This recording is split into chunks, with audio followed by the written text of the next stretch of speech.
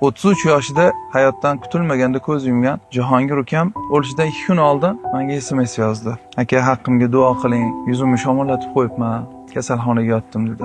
Bir kundan keyin do'stim Dilmurod aloqaga chiqib, o'rta zudlik bilan Hindistonga jo'natishimiz kerak ekan, boshida o'simtasi bor ekan dedi. Pullarni yig'ib, ertasi kunga bilet sotib olib, hozirlikni ko'rgan joyimizda kutilmaganda ertalab xabar keldi. Jahongir hayotdan ko'z yumdi. Nima uchun aytayapman?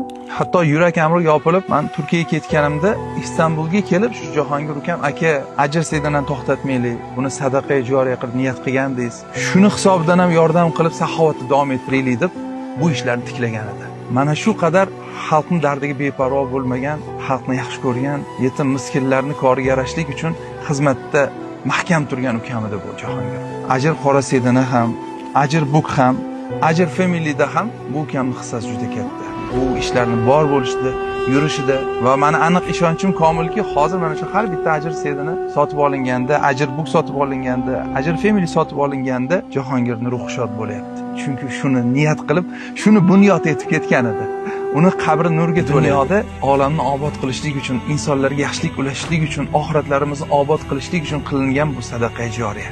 Nafaqat salomatligingizga, o'zingizning jismi joningizga koni foyda, halol, sunnatga muvofiq qolaversa, bu turgan bitgan ajr savob. Ajr qora sedana orqali, bu sadaqa joriyalar orqali minglarcha insonlarning mushkullari oson bo'ldi. Davolatdik, o'qitdik, uylar olib berdik, uylarni remontlar qilib berdik. Buni siz ko'rdingiz, bildingiz, bilmaganlaringiz qancha. Qolaversa, mana hozir 60 mingdan ziyod doimiy mijozlarimiz buni e'tirof etadi. O'zimizda foydasini his qilganimizdan so'ng yaxshilikni tavsiya etib, o'zimizni xalqimizga faqatgina mehr muruvvat ila tortiq etayotganmiz. Bu ishlardan bunyod bo'layotgan saxovatni ham, mehr oqibatni ham ko'ryapsizlar.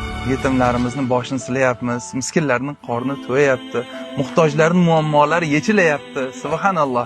Bulardan tushgan daromad naq 30% ni xayriyaga, saxovatga, yaxshilikka sarf etyapmiz. Bu o'zbegimning brendi azizlar.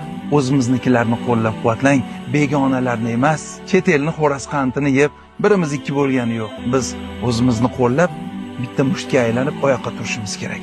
Ajr qora sedana.